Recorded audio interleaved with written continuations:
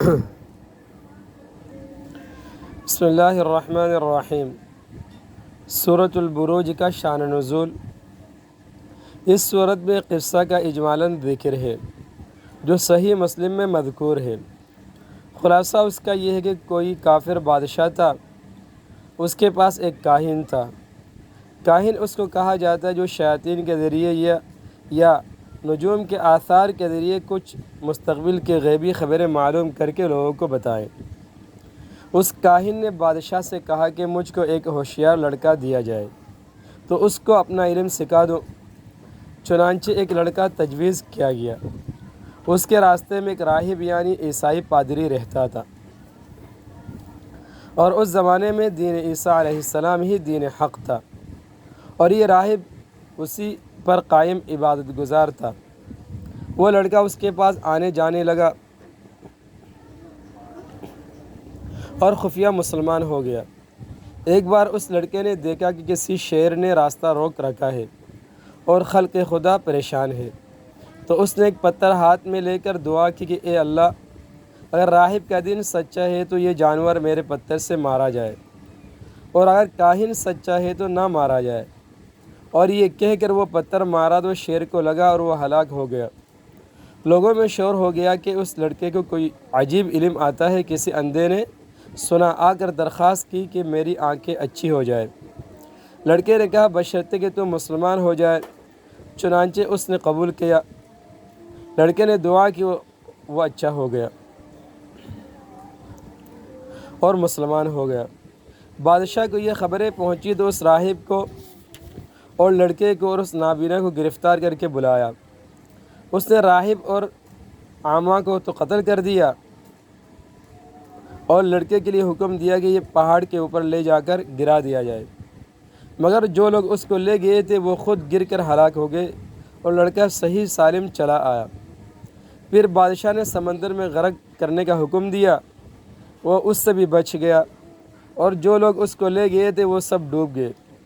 پھر خود لڑکے نے بادشاہ سے کہا مجھ کو بسم اللہ کہہ کر تیر مارو تو میں مر جاؤں گا۔ چنانچہ ایسا ہی کیا گیا اور لڑکا مر گیا۔ پس اس واقعہ عجیبہ کو دیکھ کر ایک یکلخت عام لوگوں کی زبان سے نعرہ بلند ہوا کہ ہم سب اللہ پر ایمان لاتے ہیں۔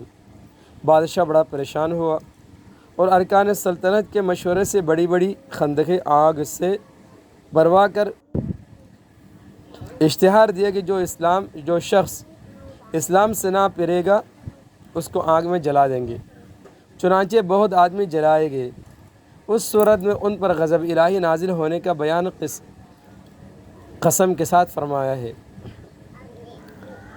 بسم اللہ الرحمن الرحیم۔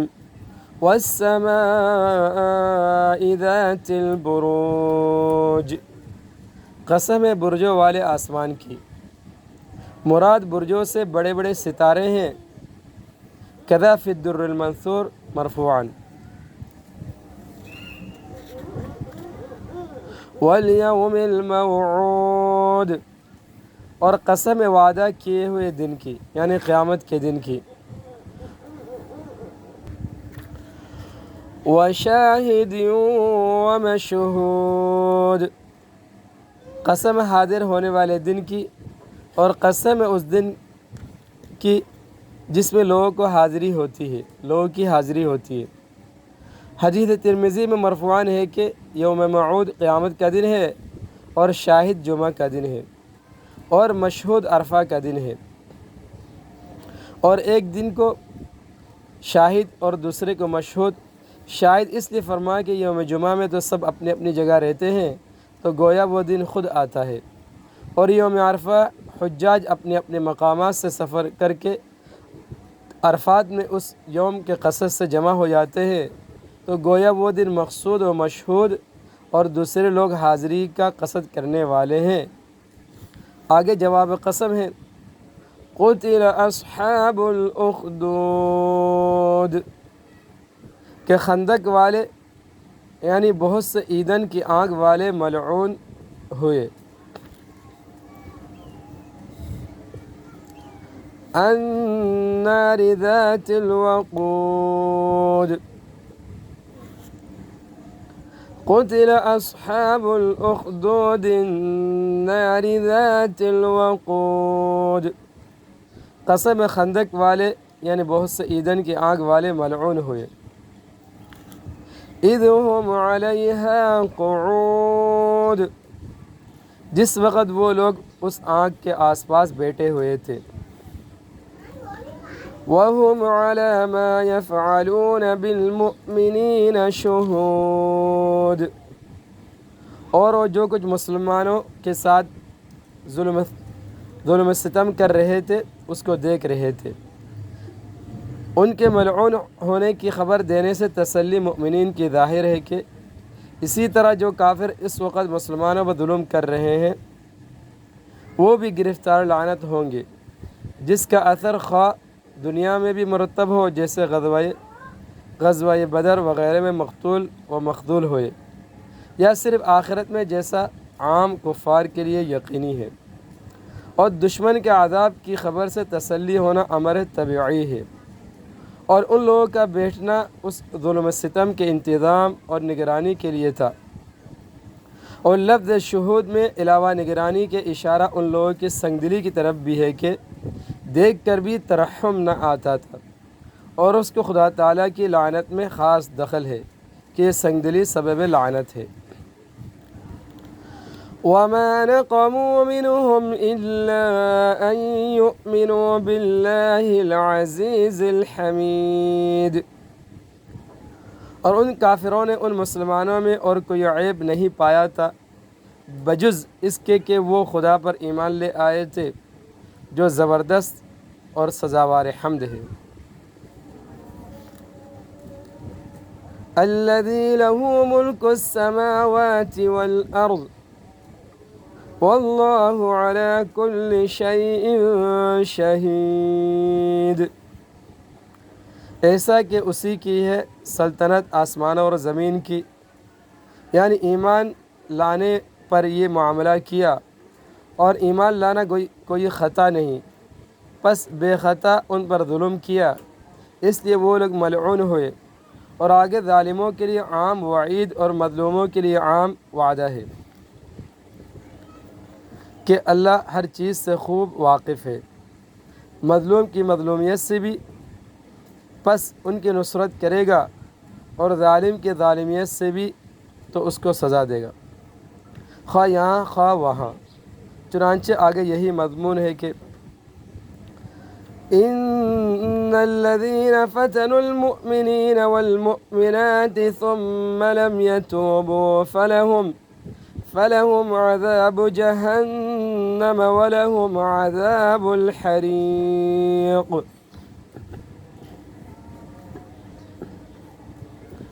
جنہوں نے مسلمان مردوں اور مسلمان عورتوں کو تکلیف پہنچائی اور پھر توبہ نہیں کی تو ان کے لیے جہنم کا عذاب ہے، اور جہنم میں بالخصوص ان کے لیے جلنے کا عذاب ہے۔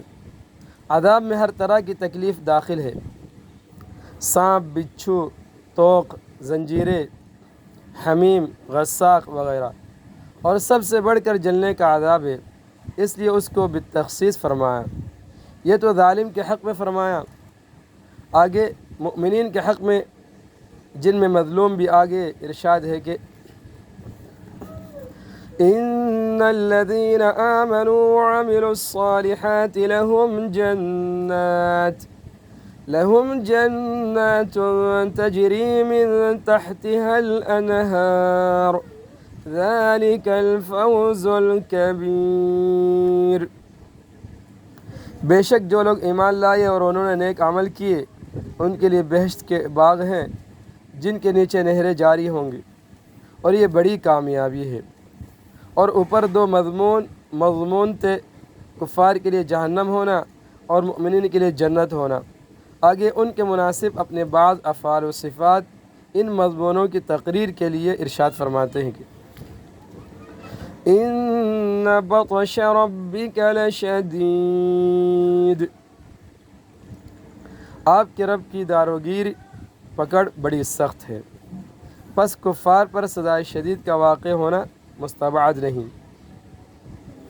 اور نیز انہ ہوا یبدئ و یعید، وہی پہلی بار بھی پیدا کرتا ہے اور دوبارہ قیامت میں بھی پیدا کر دے گا۔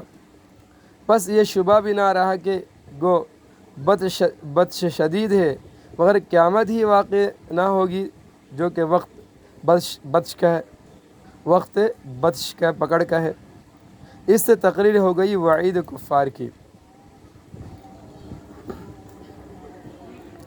وَهُوَ الْغَفُورُ الْوَدُودُ، اور آگے تقریر ہے وعدۂ مؤمنین کی کہ وہی بڑا بخشنے والا، بڑی محبت کرنے والا، ذو العرش المجید، اور عرش کا مالک اور عظمت والا ہے۔ پس ایمان والوں کے گناہ معاف کر دے گا اور ان کو اپنا محبوب بنا لے گا۔ اور ذو العرش اور مجید گو تعظیم و اثابت دونوں کے ساتھ متعلق ہو سکتا ہے کہ دونوں فرع ہے صاحب سلطنت و کمال صفات کی، لیکن یہاں مقابلے کے قرینے سے ان پر اثابت کا متفرع کرنا مقصود ہے، اور آگے دونوں کے اثبات کے لیے ایک صفت ارشاد ہے کہ فعال لما یرید، وہ جو چاہے سب کچھ کر گزرتا ہے۔ آگے مؤمنین کے مزید تسلی اور کفار کی مزید تنبیہ کے لیے بعض خاص مغضوبین کا حال بیان فرماتے ہیں کہ هل اتاک حدیث الجنود، کیا آپ کو ان لشکروں کا قصہ پہنچا ہے، یعنی فرعون اور آل فرعون اور ثمود کا، کہ کس طرح کفر کیا اور کیوں کر گرفتار عذاب ہوئے۔ اس سے مومنین کو تسلی حاصل کرنا چاہیے اور کفار کو ڈرنا چاہیے، پر کفار بالکل عذاب سے نہیں ڈرتے، بلکہ یہ کافر